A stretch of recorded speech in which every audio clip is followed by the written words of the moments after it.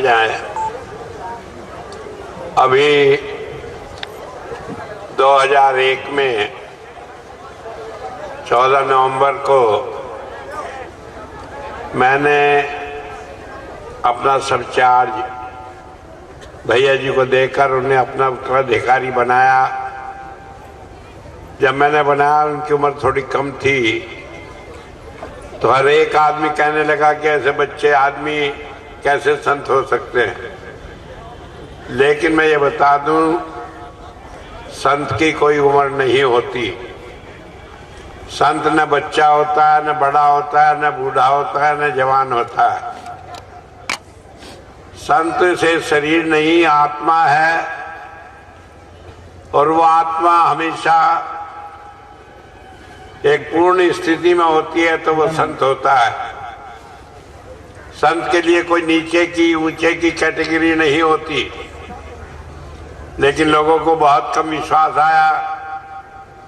कई आदमी छाते पीटे, नाचे गाए कि हमें बनना चाहिए था, और ये क्या करेंगे। कईयों ने कहा कि 1-2 साल में देख लीजिएगा परिवर्तन हो जाएगा।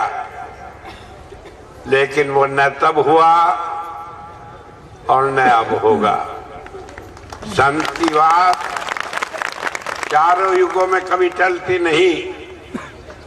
और इसीलिए जब मैंने फरवरी में ये निश्चय किया कि अब 80 साल का मैं हो गया हूं, अब भैया जी को पूरी तरह चार्ज देकर, पूरा उन्हें अधिकार देकर थोड़ा आराम करूं, क्योंकि आराम करने के लिए मुझे एक जरूरत थी कि वेदों का जो अनुवाद मैंने किया, मैं चाहता था उसका एक शब्दकोश भी तैयार हो जाए कि एक शब्द से ही पूरी धर्म की व्याख्या समझ में आ जाए।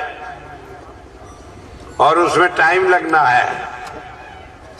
कितना टाइम लगना है वो आप ये समझ लें, सारे धर्मों के शब्दकोश है। सिख धर्म का है, बाइबिल का है, इस्लाम का है, लेकिन दुर्भाग्य से हिंदू धर्म का ही नहीं है। कारण यह है, हिंदू धर्म में महात्मा तो बहुत है, लेकिन अपने भोजन के बनाने वाले, अपनी तंदुरुस्ती बनाने वाले, और मैं क्या कहूं, दुर्भाग्य से मैं भी उन्हीं में से एक हूं। तो इसलिए उन्होंने कभी धर्म की परवाह ही नहीं की, इसलिए हम वो शब्दकोश नहीं बना पाए। लेकिन अब मैं बनाने की तैयारी कर रहा था, तभी एक बात, एक कठिनाई, एक दिक्कत हमारे सामने आ गई। क्योंकि हुजूर संत कृपाल सिंह जी महाराज कहा करते थे कि जहां संत होता है, बड़े ध्यान से आप मेरी बात सुन लें, अंदर अपने दिमाग में रख लें कि जहां संत होता है उसके चारों तरफ 11 काल के अवतार खड़े हो जाते हैं, और वो संत को चारों तरफ से इतना घेरे रखते हैं कि जरा सा कोई मनमुख आदमी कहीं भी अपनी कच्चाई दिखाई दे तो वो उसे पकड़ लेते हैं और उसे दुनिया में बहुत धक्के खिलाते हैं। क्योंकि संत की अजीब महिमा होती है।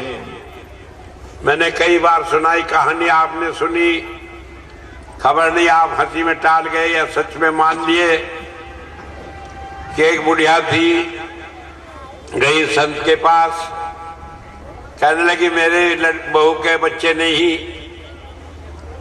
तो महात्मा जी ने दिया एक कागज और उस पर कुछ लिख कर दे दिया कि जाए इसे अपनी बहू के गले में बांध देना। उसने बांध दिया। उसके बाद हर साल बच्चे होते चले गए। 5-6 साल में 6 साल के मॉडल तैयार हो गए। अब जब इतने बच्चे हो गए तो सोचने लगी गुरुजी ने न जाने क्या दे दिया। वो खोला तभी उसमें कागज निकला, उसे पढ़ा तो उस पर लिखा था छिंद परक की फुल्लिया। पंजाबी का शब्द है। छिंद एक घास होती है, कहने लगे इसमें फुल्लियां लग गई। जब कहने लगी वाह भाई वाह, मेरी बहू को घास बता दिया, ये फुल्लियां बता दी, ये कोई मंत्र है? न वेद से, न पुराण से, न कुरान से, ये क्या मंत्र लिख दिया? वो पर्चा ले गई, जा गुरु जी कहने के लिए थाम अपना मंत्र, ये कोई मंत्र है? छिंद पर रखी फुल्लियां। जब ये बात कही तो गुरु जी कहने लगे फुल्लियां फुल्लियां, ना फुल्लियां तो ना फुल्लियां सही, अगर जो नहीं फुल्ली तो जा, नहीं फुल्ली और झगड़ा क्या, मुझे कुछ लेना देना नहीं। अब वो घर आई तो देखे सारे बच्चे ही मरे पड़े, कहने लगे बिगड़ गया काम, ये तो सारी ना फुल्लियां हो गई। जब ये हुई तो उसकी समझ में आई, रोती गाती फिर पहुंची, फिर हाथ पैर जोड़े तो उन्होंने कह दिया अच्छा अच्छा ठीक हो जाएगा। मैं आपको जब बात कहता हूं तो उसे गहराई में एक बात है, संत जो बात कहता है मालूम पड़ता है कि खबर नहीं सुनी कि नहीं सुनी, लेकिन वो हमारे मुंह से बात निकलने से पहले ही सुन लेता है। वो ये भी जान लेता है कि आज से इतने समय बाद हम क्या कहेंगे, क्या करेंगे, क्या सोचेंगे, और इसीलिए वो सारी दुनिया को संभाल के रहता है। कई आदमी कहते हैं हमारी क्या संभाल हो रही है, हम नहीं जानते कि कितने बड़े कर्मों को काट कर वो छोटी छोटी बातों में निभाकर हमें बचा लेता है। हम तो अपनी सिर्फ बात जानते हैं, 100 करी तो 9 करी और 1 ना करी तो ना करी, कि हमारी 100 बात करे तो ठीक है, और गुरु जी ने एक बात नहीं की तो वह कुछ नहीं किया, सब बेकार है, कहेगा गुरु करना, हमारी बात तो मानी नहीं। जो नहीं खबर कि उसकी अपनी भी मजबूरी है, एक एक काम को जो वो एक नियम से हटकर करना चाहता है उसके लिए बड़ी सख्त उसे कुर्बानी देनी पड़ती है। वो इतना आसान काम नहीं होता कि जो चाहे तो कर ले। कई दफा हमने देखा सुना, और इतिहास इस बात का गवाह है कि जब संतों ने कोई बात ऐसी कर दी तो उन्हें सारा कष्ट अपने शरीर पर लेना पड़ा, अपनी जान तक इस बात के लिए कुर्बान करनी पड़ी। तो इसलिए हम उसे नहीं समझ सकते कि किस नियम में, किस दया में से वो सारे काम करता है। हम तो एक आसान सी बात समझते हैं।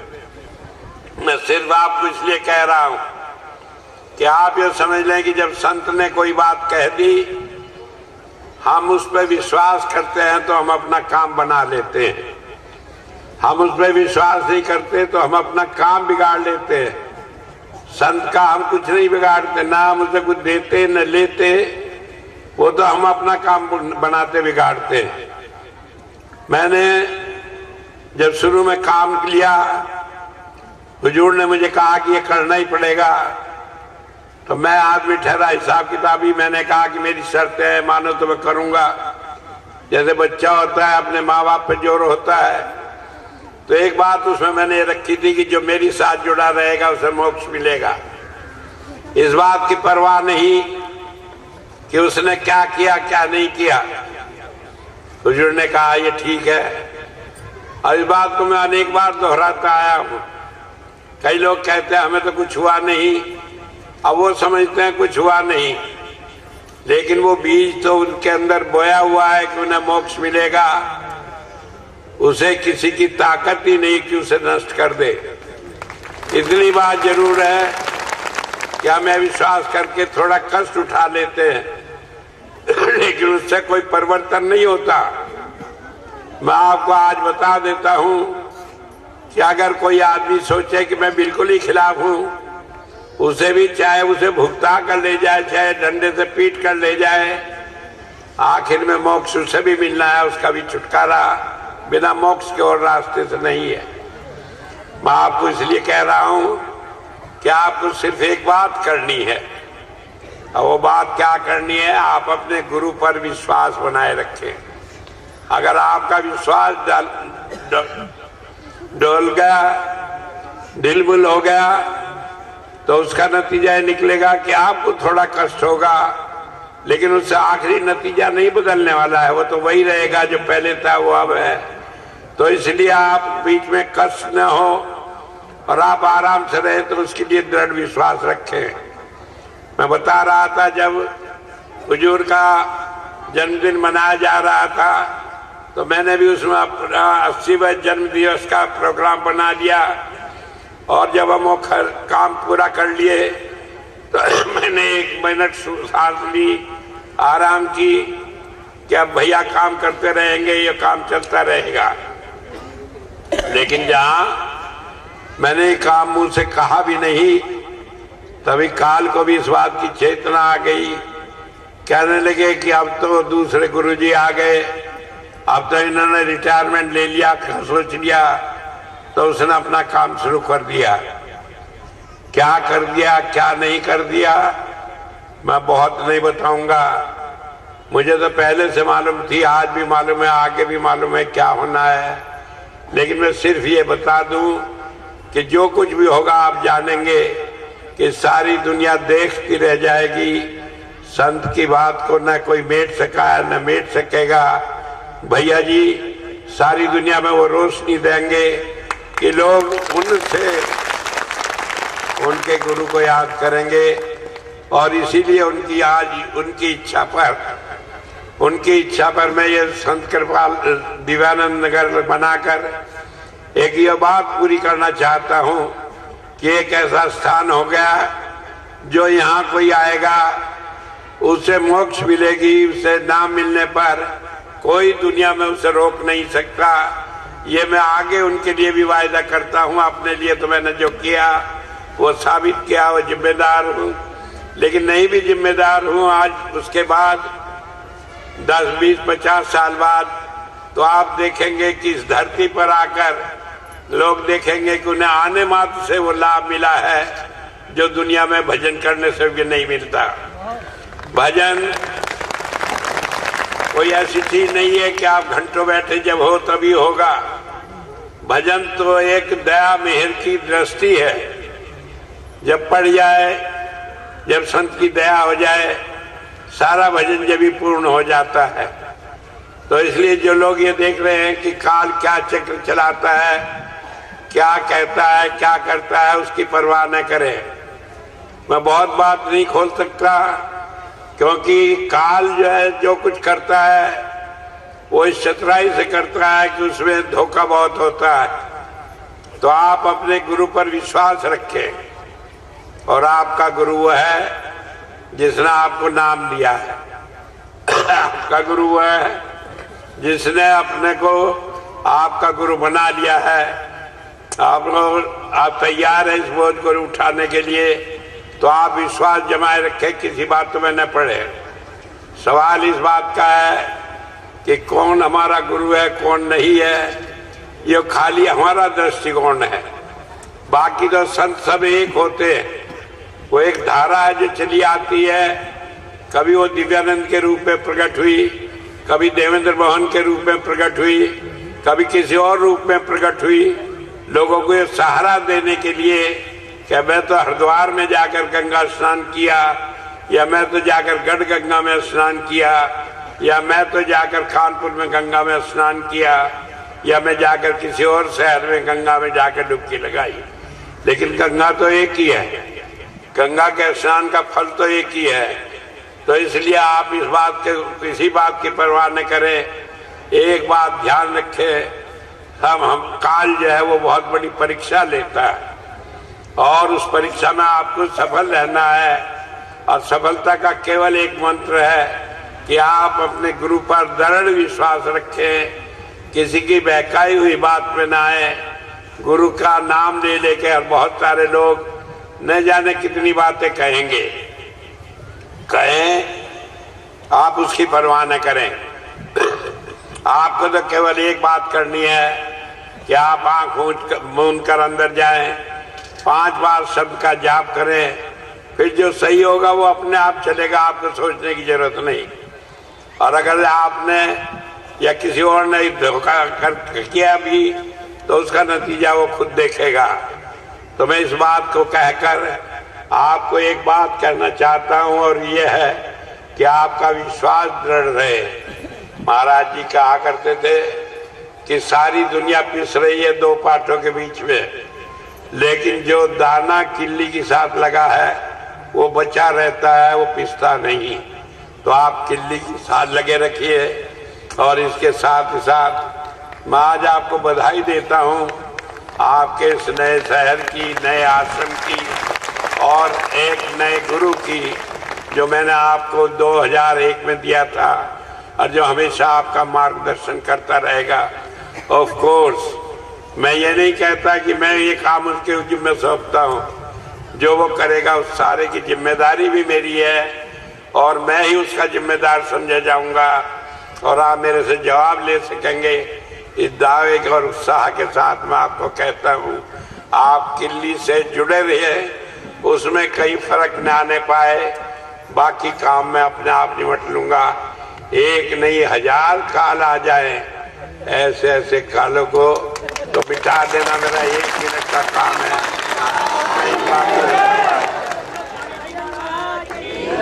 लेकिन मैं चाहता हूं कि आपको तब सुनाए तो आप अपने गुरु के साथ अपना ध्यान जोड़े रखें। इतनी बात कहकर ही मैं आपको बधाई देता हूं कि आज आप नए गुरु की शरण में, अपने गुरु की शरण में हैं और आपको दोहरा सहारा मिल रहा है, इसका लाभ उठाएं। यहाँ पर जैसे कि आपको बताया सत्संग हुआ करेगा और महीने का सत्संग यहाँ पर दूसरे इतवार के बाद बुधवार को जो होगा उसमें होगा और इसके लिए हम इंतजाम रखेंगे कि सत्संग समय पर हो, टाइम पर हो, लंगर बढ़ता रहे और ये सेंटर खूब फूले फले, क्योंकि ये बरेली की धरती और ये पीलीभीत की धरती रूहानियत के लिए इतनी सरसब्ज है कि जब से मैं आया हूँ तब से मैं देखता हूँ कि जहाँ भी सत्संग होता है भीड़ समाये नहीं आती। पीलीभीत में मैं जाता था शुरू में, वो धर्मशाला इतनी कम पड़ गई, अग्रवाल धर्मशाला, कि खड़े होकर भी आदमी सत्संग नहीं सुन पाते थे। तब पहली दफा हमने वहाँ बाहर आश्रम के लिए जगह करी थी और यहाँ बरेली में हम देख रहे हैं कि हालत है कि 30 सितंबर को जो सत्संग हुआ था उसमें लोग 5:30 बजे तक अंदर नहीं आ पाए, बाहर 1 किलोमीटर लंबी लाइन लगी रही। तो उस सारी बात को सोच कर ही हमें ख्याल आया, अब ये मैंने आपको बहुत बड़ा मैदान रख दिया।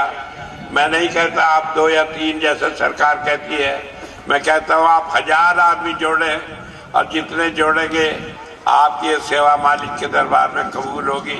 इसके साथ ही बहुत धन्यवाद। महाराज की जय, भैया जी महाराज की जय, हुजूर कृपाल सिंह महाराज की जय। एक बात है, 26 तारीख को बरेली में मणिनाथ में जो आश्रम है वहां पर महीने का सत्संग होगा, तो मैं उस दिन रहूंगा। मैं थोड़ा टाइम निकाल कर एक बार आश्रम होकर आऊंगा, फिर वहां रहूंगा, उसके बाद विदेश जाऊंगा और यहाँ पर सत्संग होता रहेगा। आप आए और आप आकर जिस उम्मीद से, और जो मुझे मालूम है कि वो पूरी होगी, उसे पूरी कर दिखाएं कि ये इतने बड़ी जगह है कि हम इसे भी छोटी कर देंगे, इसके अंदर आदमी समा नहीं पाएंगे। और मैं परमात्मा से हमेशा ये चाहता हूँ कि इस मामले में मेरी हमेशा हार हो, मुझे कोई बात नहीं कि संगत मुझे हरा दे कि हम जाते हैं, आप क्यों पूरा इंतजाम नहीं कर पाते। बोले स्वामी जी महाराज की जय, भैया जी महाराज की जय, हुजूर कृपाल सिंह महाराज की जय। एक बात और है, अब मैं बैठ जाऊंगा, फिर मिलने के लिए आप लोग सब मिलकर जाएंगे। जो रह गए हैं वो सब मिलेंगे, जो पहले मिल चुके वो दोबारा ना मिले हैं, क्योंकि नहीं तो दूसरे लोग रह जाएंगे। और इसके बाद जब जब मौका मिलेगा मैं यहाँ आऊंगा, लेकिन हर महीने यहाँ सत्संग होगा और उस सत्संग में आप हमेशा आएंगे। नामदान के लिए